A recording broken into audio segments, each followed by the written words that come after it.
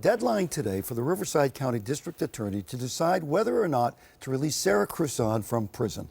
Now, Sarah was 16 when she killed the pimp who first raped her at the age of 13 and led her into a life of prostitution. Now, that was 18 years ago. Now, here is Sarah Cruzan talking about her sentencing for first-degree murder. The judge sat up there, and I remember my lawyer saying that he wanted to ask for me to be sentenced as a juvenile because YA had found me amenable and susceptible to the treatment.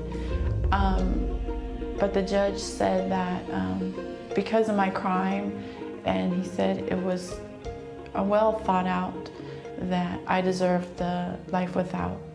That means I'm gonna die here.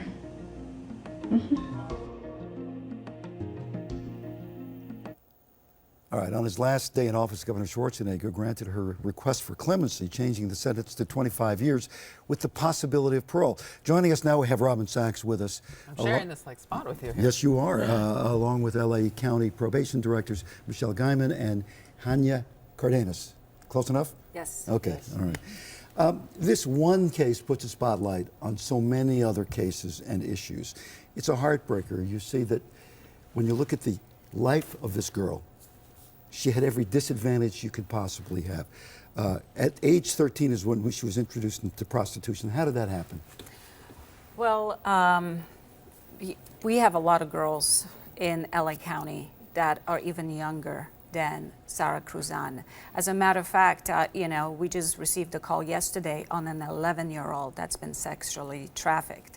So we face this issue daily, and it's hundreds and thousands of kids in LA County that are, victims. And how does it happen? How does an 11-year-old or a 12 or 13-year-old get into this world? Well, I think what happens is kids come from vulnerable homes. There's a lot of vulnerability for homes that have a lot of drug addiction or domestic violence. And so kids run from home to the street where they're at risk and vulnerable, and then within... And there's somebody helping them. Yes. All right. Grooming them. Yes. Absolutely. They say within 48 hours a pimp will approach her because she needs her basic needs met on the street because of the risk of vulnerability. And they're everywhere. School grounds.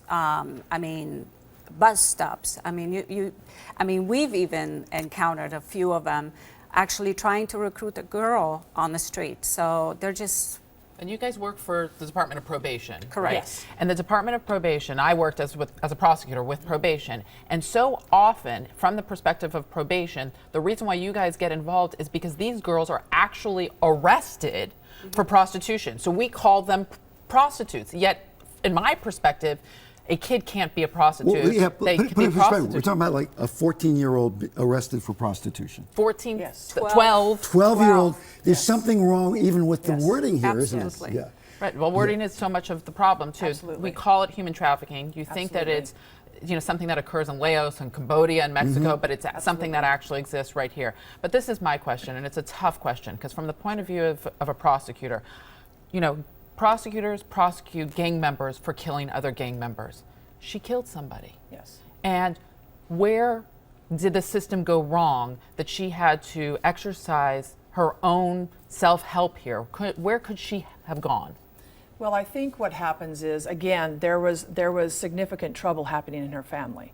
And so, which led her to Gigi. She was 11 years old when she first met him. Pardon me for a minute. Yes. Let's go back. Her family. Yes. The father. Father unavailable. Father spent In and out of prison, drug addiction. Mother. Drug addicted. Okay, so the Yes. deck was stacked. That's what I said a little Absolutely. earlier. Absolutely. To begin with, nowhere to turn, no parental Absolutely. authority, etc. Absolutely. She gets into this world, right? She kills the man we say was her pimp, but apparently, and it gets complicated. Sure. It was at the behest of another man. Is that correct?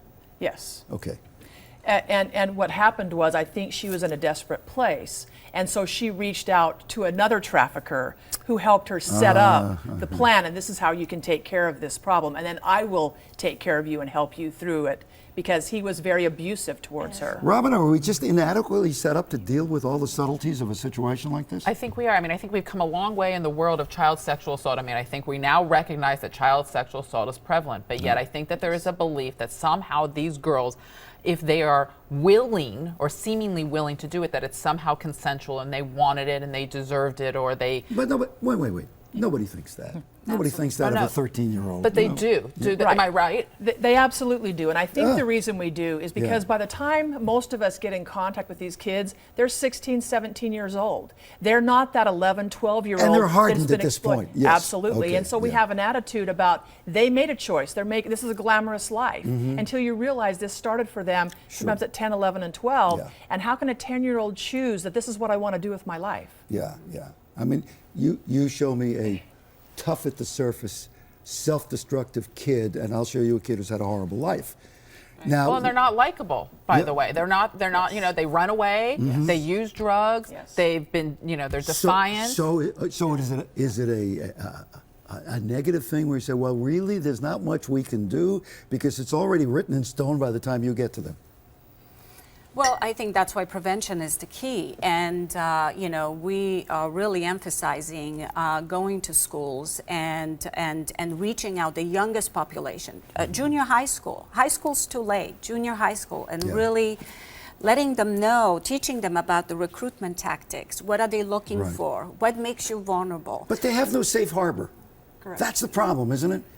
Is there a safe harbor that can be created for them where they can turn a phone number to call or something? You have probation. I mean, this is unbelievable. I don't think you guys realize how unbelievable it is to have the Department of Probation here on our set willing to talk about this problem. Yes. Normally, you don't. Normally, you have advocates from some nonprofit. So, if probation is this a mandate? Is this something that you guys are working on to create this awareness? Yes, well, what happened is we've only really been involved with this since November of 2010, which was just a couple of years ago. Because before that, again, we had the same attitude as everyone else. Right. But once we got involved in this, the County of Los Angeles, through Supervisor Kanabe's office and our chief, have been very supportive because I think we realized I have a master's degree in social work by education, and I've done a lot of treatment with kids who were arrested for prostitution. And when I realized that these kids were sexually exploited, it was a really bad day in my life because how did I miss that? Yeah, and you're on the wrong side of the issue. Yes, Okay. exactly. And to criminalize a girl who's a victim and put her in handcuffs and whatnot is what we're trying to change through really awareness. And our department is very committed to, and we look for the day to where we don't criminalize I got to girls congratulate or the two of you arrest. because I'm listening and saying, well, I don't know that much about all this, but I do know that when you put the cuffs on them, you're making it worse. You're not making it better. You're making it worse, right? Well, and sometimes You are hardening them even more into a life of crime. But a lot of times you have to understand, unless there is a response in the community, unless there are other resources, a lot of times we are the only place the girls can be kept safe, safe for a little while, you know, just to take It's a take huge that little pickle. break. But that's Absolutely. not the business you're in. So what happens Correct. after a little time? Correct.